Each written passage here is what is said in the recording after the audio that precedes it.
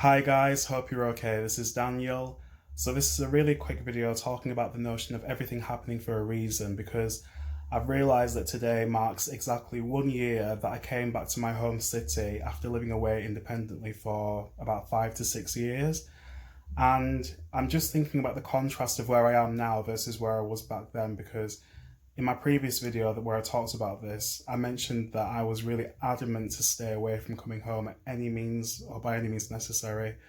And the reason being is that I just wasn't ready to be reverted back into that state of a teenage mindset, because it's naturally what happens when you come home. You just reverted back into that whole state of being subservient to, the people who run the house. Yeah, at the same time, I've learned an awful lot about myself during this process, and when I think about where we are right now with the global quarantine and the lockdown, I genuinely think that this was probably a blessing in disguise, because the alternative would have been me in a studio apartment in a different city.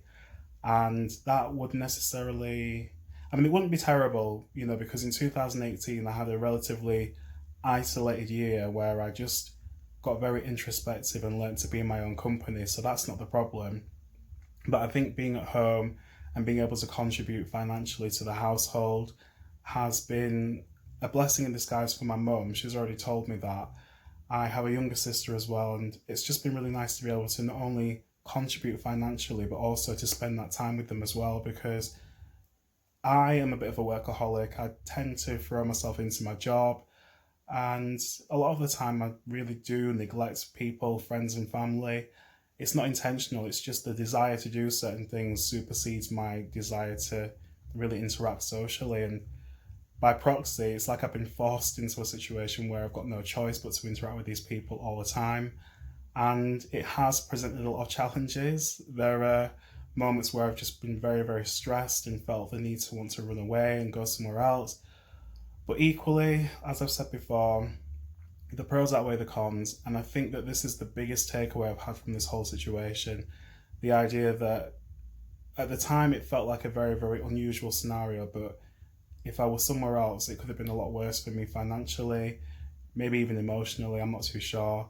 But, I think the other thing about this whole concept of everything happening for a reason, it's a little bit of a controversial one, because there are bad things that happen to good people. I do understand that, but I do believe in the duality of life, in the sense that Taoism talks about the light within the darkness and so forth.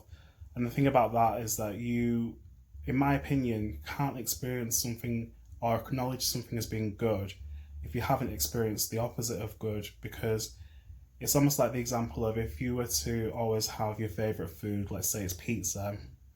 You eat pizza the first day, you enjoy it, but then if you're given pizza 365 days of the year, you'd soon hate it by the time it got to the end of the year. And I think that's the point, because you can have too much of a good thing. So when life gives us highs and things to celebrate, I think it's really good that we have that and be grateful for it, because then we get more of it. But then it is a very cyclical process. We're not going to be in that high state all the time. We are going to have low moments where we really think, what on earth is going to happen next? I don't know what the future looks like. But I would say, in my experience in life, going through this several times over, whether it's losing a job, a relationship, or just not feeling very directionful, having no direction, I think you have to relax and trust the process first and foremost. I think you have to go inward. You have to really just try not to fight against the thing you don't want. And for me, in this example, that was the idea of coming home. As long as I was fighting the idea of coming home, it just felt like all the avenues were pointing me back towards that direction. But then equally, I could always argue that I wasn't doing that much to supplement myself outside of coming home, because I was looking for very specific jobs. I work in quite a niche industry, and I think that doesn't help, because when you align yourself with a particular job or a particular vocation, it's very easy to always portray yourself in that light, through that lens that you've actually identified with, because that's how you see yourself, maybe through the eyes of other people.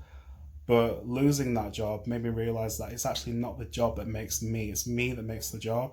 And we are always the same, whatever situation we come to, because we bring ourselves. And I think that that is the reason why I always preach about self-importance or self-love, sorry. Self-importance is also thrown in, because if we love ourselves, then we're able to be anywhere, in any adverse situation, and know that we have the ability to come out of it on the other side, because that is our innate gift. You know, as long as you're breathing, I believe you have the capacity to improve your life if you want to.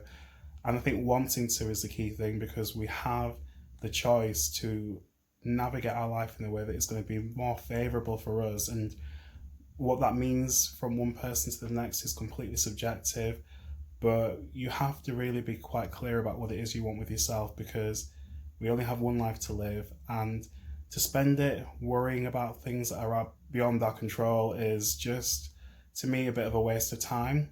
So yeah, this is my little introspective epiphany, you know, having been at home for a year. I've been grateful for the process, I've been grateful for the lessons, and I'm also looking forward to the future as well. Whatever that looks like, I don't quite know. All I know is it's a very sunny day, I feel good, I am, you know, moving forward and edging my way to new goals, and trying to just make the best of the time that I have, really. And as long as you're doing that, I think you're doing the most that you can. So they're my quick thoughts on this random tangent of a subject. I may not have covered as many issues as I possibly could, but I want to keep it relatively short. But if you have got any examples of, you know, where this has worked for you, where you've gone through a tough time and then you found yourself on the other side in a more favourable position, leave me a comment, let me know. I would love to hear from you. If you have any feedback about this video, also feel free to give me feedback. But until the next video, take care and speak to you soon. Goodbye.